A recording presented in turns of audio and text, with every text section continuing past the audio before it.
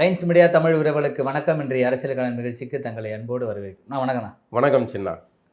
நான் தமிழ்நாட்டுடைய முதலமைச்சர் ஜோசப் விஜய் அவர்கள் நேற்று பாதி தலைவர்களை பார்த்துட்டாங்க. இன்றைக்கி முஸ்லீம் தலைவருடைய அப்புறம் திருமாவளவன், சிவி சண்முகம் தலைமையில் சேரக்கூடிய அதிமுக வேட்பாளர்கள் அவங்க நிறைய பேர் பார்த்துருக்காங்க. தனக்கான ஆதரவை திரட்டுறாரு. நாளைக்கு ஃப்ளோ டெஸ்ட் பண்ணோம், அதுக்காக முன்னாடியே ஆதரவுகளை திரட்டுறாரு.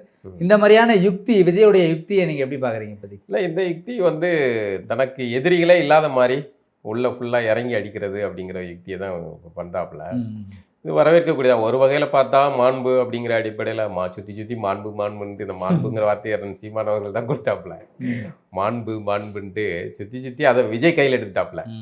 மாண்பு சுற்றி இன்றைக்கி தமிழக அரசியலில் விஜயோடைய மாண்பு தான் பேசப்பட்டுக்கிட்டு இருக்கு. எல்லாரும் போய் பார்க்காரு வைக்காரு. இன்னும் எடப்பாடி மட்டும் பார்க்கல. எடப்பாடி ஆள்களை தான் உருவிருக்காப்புல. அதனால் இன்னைக்கு எடப்பாடியும் பார்க்க சொல்லி எடப்பாடிக்கு இன்னைக்கு பிறந்த நாள். ஆனால் அது சோகமான பிறந்த நாளாக இருக்குது. அவர் கட்சியில் இருந்த ஆட்கள் எல்லாம் பிரித்து போய் தனி அணி உருவாயிட்டு இப்போ விஜய் அப்படிங்கிற ஒரு கேரக்டர் தமிழக அரசியலில் வெற்றி பெற்றதோடைய விளைவாக என்னெல்லாம் நடந்திருக்கு பாருங்களேன். சுற்றி அதிமுக சோழி முடிஞ்சு, திமுகவை சொல்லி முடிச்சாச்சு, பிஜேபி ஆமாம் பாஜகவையும் முடிச்சாச்சு. பாஜகங்கிற ஒரு கட்சி இனிமேல் இதாகாது. எனக்கு தெரிஞ்சு அண்ணாமலைக்கு ஒரு வாய்ப்பு இருக்குது, விஜய் கூட போய் சேர்றதுக்கான வாய்ப்பு இருக்குது. ஒரு சான்ஸ் இருக்குது, அதுதான் நடக்கும். அப்படி இல்லை அப்படின்னா இது ஒன்றா. அடுத்தது அதிமுக திமுக ரெண்டும் சட்டமன்றத்தில் ஒரே ஒன்றா உட்கார வச்சாச்சு. எதிரிகள் எல்லாம் பக்கத்தில் உட்கார வச்சாச்சு. ஒரே எதிரி நாங்கள் தான் அப்படின்ட்டு. இப்போது கம்யூனிஸ்டுகள், விசிகா, அந்த இஸ்லாமிய அமைப்பு, அப்புறம் அதிமுகவுடைய ரெண்டாவது கேரக்டர்கள், அப்படி இப்படின்னு ஒரு செட்டாக இருக்காங்க. நாளை விஜய் வெற்றி பெறுவது உறுதி. ஆமாம், அதில் சந்தேகமே இல்லை. விஜய்க்கு வெற்றி தான். ஏன்னா சுற்றி நடக்கிறது எல்லாமே அதுதான்.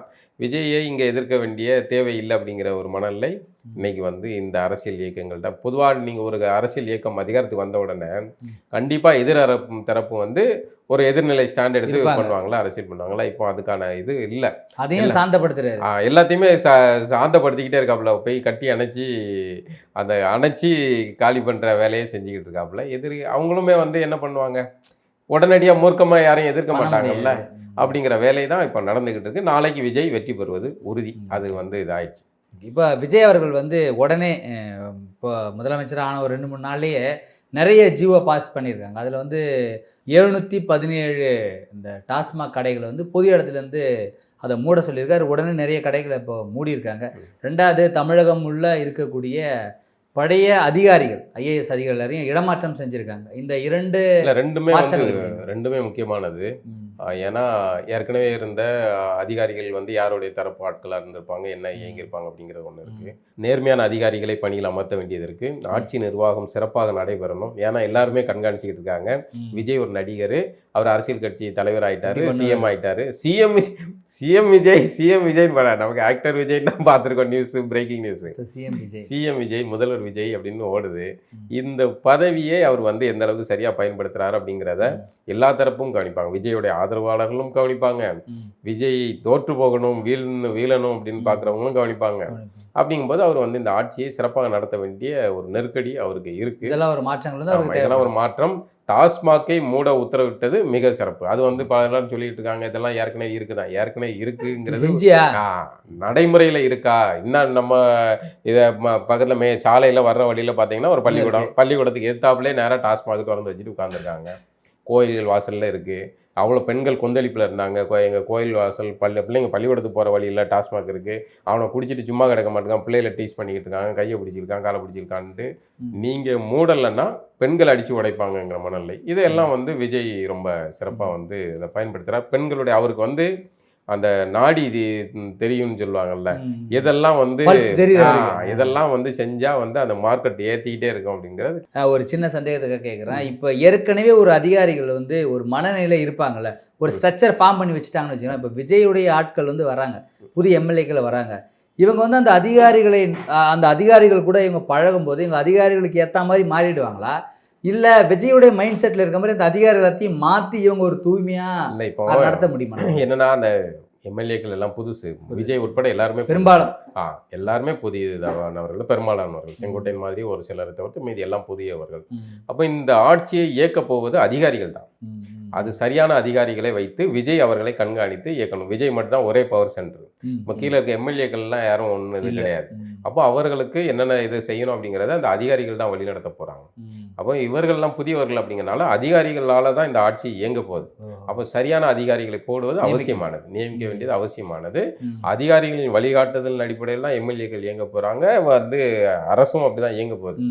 விஜய் மட்டும் தலைமையில் இருந்துட்டு எல்லாத்தையும் கண்காணிப்பார் அப்படின்னு தான் நமக்கு தோணுது. அதனால நல்ல அதிகாரிகளை போட்டு நல்ல சிறப்பான ஆட்சி நிர்வாகத்தை கொடுக்கறதுங்கிறது அவசியமானது. ஓகே.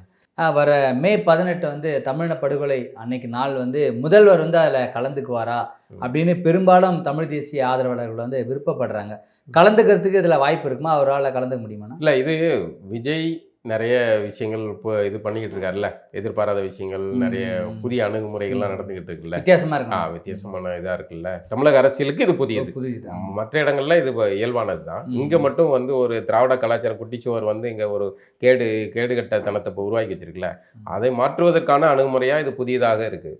இப்போ இந்த மே 18 அப்படிங்கிறது தமிழர்களுடைய வரலாற்றில் முக்கியமானது. தமிழின படுகொலை நடந்தது, ஒரு பெரிய இனப்படுகொலை நடந்ததோடைய இதை வந்து தொடர்ச்சியாக முன்னெடுத்துட்டு வர்றாங்க.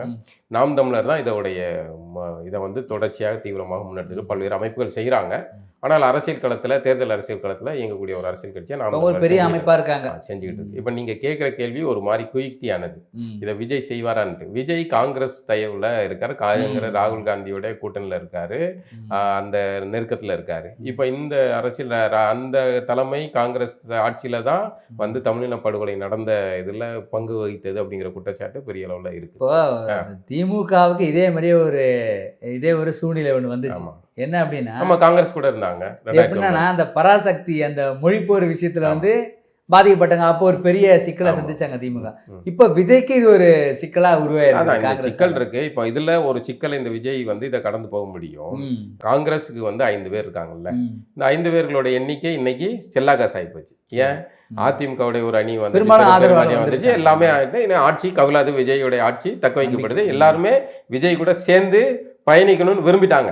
இப்போ அதிமுகவுடைய ஒரு பக்கம் இப்போ வந்து எம்எல்ஏங்களை விரும்ப மக்கள் ஒரு தீர்ப்பு அளித்தவுடன் களம் மாறி போச்சு. தமிழ்நாட்டுடைய அரசியல் களம் மாறி போச்சு. நம்ம விரும்பினாலும் விரும்பாவிட்டாலும் இதுதான் உண்மை. இந்த கலை யதார்த்தத்தை புரிந்தான் ஆகணும். இங்க வந்து அரசியல் களம் மாறி போச்சு. இதனால என்ன ஆகுதுன்னா, அதிமுகவுடைய அணி அடுத்து அவர்கள் வந்து விஜய் தலைமையில இணைந்து பயணிக்கவும் தயாரா இருப்பாங்க. அப்படிங்கும்போது அவர்கள் அந்த அதிமுகவுடைய எதிர்வரிசையில் இருக்கிறதுக்கு விருப்பம் இல்லை. இருந்த வரைக்கும் லாபம் பார்ப்போம் அப்படிங்கிற மாதிரி இவர்கள் வர்றாங்க. அவர்கள் இன்னும் புனிதர்களா? மக்கள் சேவை செய்யறதுக்கா? எல்லாத்துக்கும் ஒரு கணக்கு, கால்குலேஷன். இந்த இடத்துல எடப்பாடியை தட்டி வச்சு முடிச்சு விட்டுறது. எடப்பாடி ஒரு கேம் விளாண்டாப்ல, சசிகலா ஏற்றி விட்ட சசிகலா நடக்குது பாருங்க. இப்போ எடப்பாடிக்கு அவர் கூட இருந்த வேலுமணி ஏற்கனவே போட்டாங்க. செங்கோட்டையன் ஸ்கெட்சி போடப்பட்டது. அதை வச்சு செங்கோட்டையன் அந்த பக்கம் போயிட்டாப்ல. இப்போ வந்து செங்கோட்டையன் ஆமா, இப்போ செங்கோட்டையன் வச்சு எல்லாம் முடிக்கிறாங்க. இப்போ அதிமுக அணி வந்துடுச்சு இல்லை, உங்களுக்கு காங்கிரஸுடைய தயவு தேவையில்லை. இப்போ விஜய் இதில் துணிச்சலாக முடிவெடுத்து தமிழின படுகொலை நாளை வந்து அவர் வந்து செய்தார் என்றால் அவருக்கு கூடுதலாக வந்து அது பாசிட்டிவாகத்தான் மாறும். ஆனால் அவர் செய்வாரா செய்ய மாட்டாங்கிறது அது ஒரு நாள் நெருங்கும்போது நம்ம பார்க்கணும். பெருவாரியாக அவர் செய்கிறதுக்கு வாய்ப்பு இல்லை அப்படின்னு என்னுடைய உள்ளுணர்வு சொல்லுது.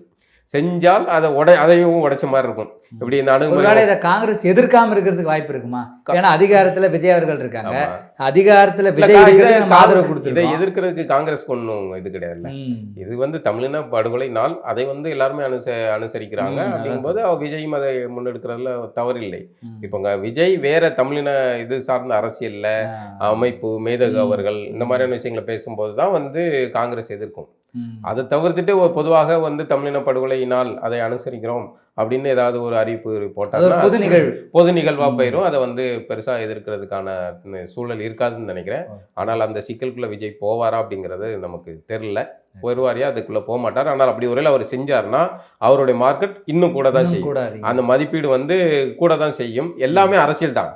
விஜய் வந்து பண்றது முழுக்க வந்து அரசியல் தான். இது முன்னாடி இருந்தவங்க யாரும் அதை பண்ணல, அவங்க ஒரு பார்வையில் பாக்குறாங்க. இதை அவர் பண்ணார்னா இது இன்னொரு பார்வையில். அதைத்தான் அவரு எல்லாமே முன்னாடியே நடந்தது, அதுதான் இப்போ நடந்துகிட்டு இருக்க மாதிரியே இருக்குங்க. சர்க்கார் படத்துல என்னென்ன சீன் வைக்கப்பட்டதோ, எப்படி அரசியல் செய்யப்பட்டதோ, எப்படி உள்ளுக்குள்ள புகுந்து உடைச்சாரோ, அது எல்லாமே தான் இப்போ நடந்துகிட்டு இருக்கு. ஒண்ணு AR முருகதாஸ் இலுமினாட்டியா கொளுத்தி போடுவோம், இருக்கலாம், அப்படியே நடக்குதுல்ல. ஆமா, இப்போ திரையில பார்த்தா இப்ப தரையில நடக்குது இல்ல. இப்போ ஏஆர் முருகதாஸுக்கு இலுமினாட்டி கிட்ட இருந்து ஸ்கிரிப்ட் வந்துச்சா, அது திரும்ப ஏஆர் முருகதாஸை தூக்கிட்டு வந்து விசாரிக்கணும். அண்ணா உண்மையை சொல்லுங்கன்னா என்ன நடந்துச்சு, உங்களுக்கு எதுவும் வந்து அங்க இருந்து ஸ்கிரிப்ட் வந்துச்சா, எப்படி கரெக்டா சொல்லி வச்ச மாதிரி அதே நடக்குது, சீன் எல்லாம் நடந்துகிட்டு இருக்கு அப்படின்னு சந்தேகம் வருது இல்ல. அது ஒரு இது.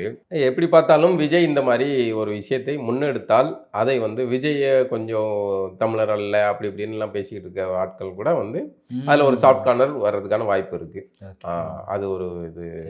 அதை வந்து விஜய் முன்னெடுப்பாரா அப்படிங்கிறது நமக்கு உறுதியாக சொல்ல முடியல. ஆனால் அதை செய்தால் இது நடக்கும் அப்படிங்கிறதுக்கான சாத்தியக்கூறு இருக்கு. இதுவரை விஜய் செய்த அனைத்தும் சரியான வழியில தான் போயிட்டு இருக்குது. இனிவரும் காலங்களில் அவர் எந்த மாதிரியான முடிவு எடுக்கிறார், எப்படி அரசியல் பார்வையோடு இருக்கிறார் அப்படின்றத பொறுத்திருந்து பார்ப்போம். மீண்டும் ஒரு நிகழ்வு சந்திப்போம்னா நன்றி. நன்றி.